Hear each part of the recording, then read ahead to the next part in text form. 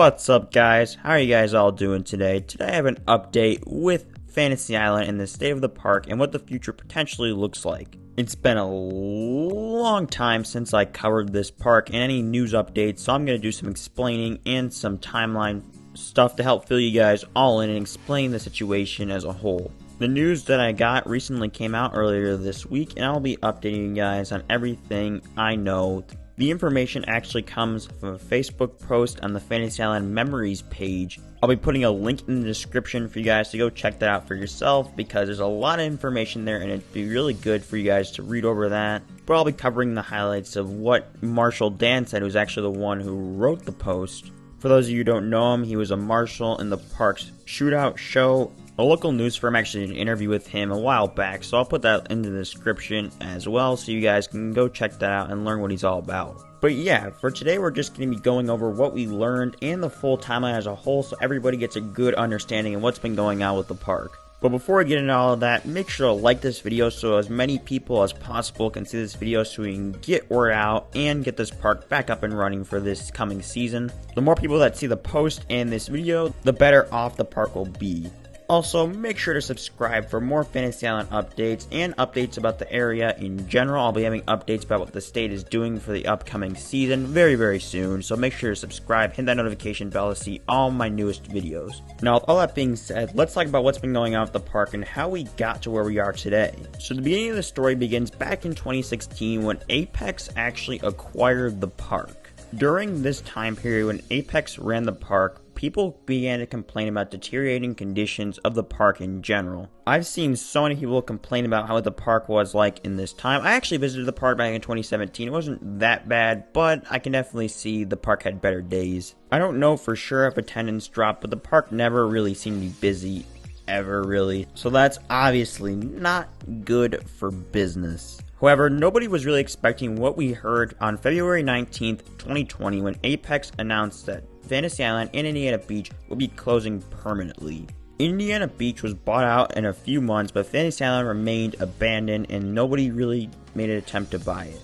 Besides the fact that Apex left the park in complete shambles, the park has been looted, has had people break in, doing graffiti on a lot of things. Like, it's just not in a good condition whatsoever. Apex removed the bulk of the park's attractions to either store it for themselves or selling the attractions off to people or whoever really wanted to buy them to make a quick buck to try to just help them. Like I said, the park was in complete shambles and it didn't get any better with all the people breaking into it, all the quote-unquote explorers as they talked about in the Facebook post. But yeah, the park wasn't in good shape whatsoever. However, throughout the summer, we started gaining some hope on the future of the property.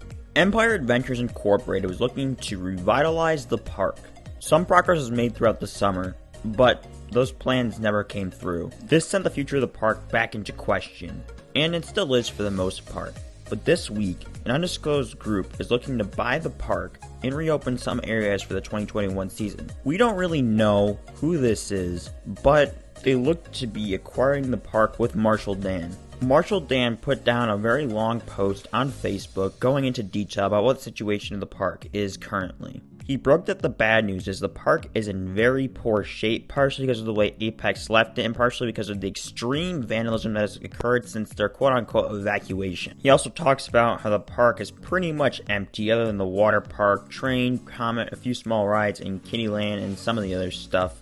But then he gets into the good news where he talks about the pre-Apex era, where he talks about some of the live shows being restored from that time period. He then talks about what he refers to as the plan. He says there's a small group of creatives working on acquiring the keys to the park, and then he says the odds look pretty good. But he then reminds us the road is long and hard, and it's not just like opening a local coffee shop. He says first up they have to step up security, which is pretty obvious at this point. It's not very good, and there's not much protecting the park right now, so that's a good first step. Then the rebuild begins. On a smaller basis, the park would reopen, catering the children and younger families, bringing back all the things that made the park great, like free parking, large picnic areas that you can bring your own food to, live shows in Western Town, and an expanded water park, an all-new Kittyland, and new original rides. The train giving you a ride over Silver Comet puppet shows, petting zoo, and more. "Fun Wow will return" as the park's tagline. The next line is one of my favorite lines of the whole post, and he says that Fantasy Island should not be in competition with Darien Lake. That was never meant to be the case. Fantasy Island was and always should be a world for children.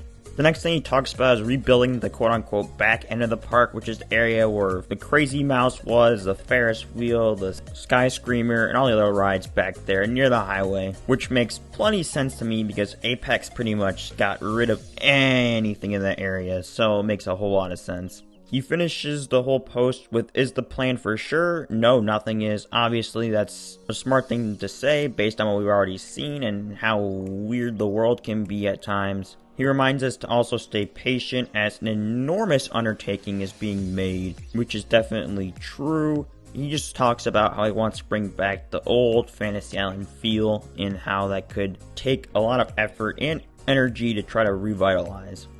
Wow, those are some really reassuring words for a very unhopeful time for this park and just the world as a whole. I'm very pleased with all this, and I'm just really happy to see that the park's still getting attention. There's still being efforts made to get this thing reopened for the next season, maybe even in 2022 or beyond, whatever. I'll just take anything I can get with this park at this point. But yeah, I hope you guys are all as excited as I am. This is just a really cool development we're seeing. I'm definitely going to keep making updates so you guys know what's going on, because it's kind of hard to find updates for this park, to be honest, because it's such a small community, but it's definitely got a very strong passion for it among those people. I don't want to speculate too much on what could potentially be going on in the future with, new rides or anything to be potentially added or revitalized to the park, but it really sounds cool how they're trying to catch that old feel that the park used to have that so many people love and made the park so successful for so many generations and really just captivated the big following that this park has. Well, maybe not too big, but still, I say a very passionate following.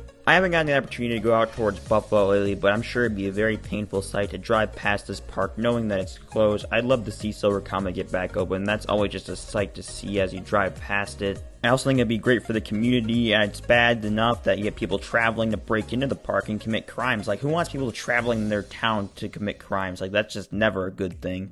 But overall, I think this could really, really benefit the Grand Island community and the people of the whole Western New York, Buffalo kind of area. But that's just about all I have for today.